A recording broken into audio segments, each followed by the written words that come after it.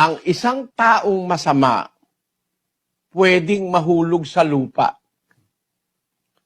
kahit hindi kalooban ng Ama.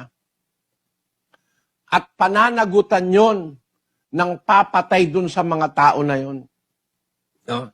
Kagaya ni Satanas, mamamatay tao si Satanas along those lines. Di ba totoo? Kung lahat ng tao namatay dahil ang Diyos ang may gusto, bakit pananagutin si Satanas at saka yung mga kriminal na mamamatay tao? Unang-una, iba ang lingkod ng Diyos kaysa sa hindi lingkod ng Diyos. Ang lingkod ng Diyos ay mayroong pag-iingat ng Diyos, pati buhok sa ulo.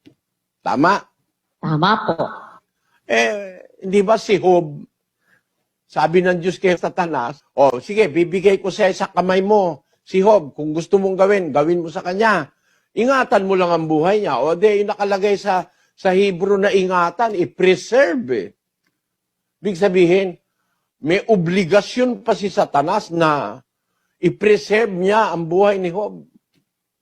Gagawa siya ng paraan para si Job huwag mamatay. Inutusan siya ng Diyos Pwede mo siyang saktan, pero ingatan mo ang buhay niya.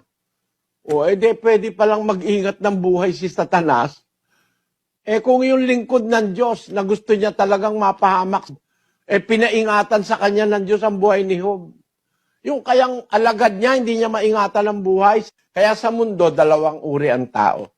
Pero mas gusto ko ang nasa ilalim tayo ng poder ng Diyos, mamatay man at mabuhay.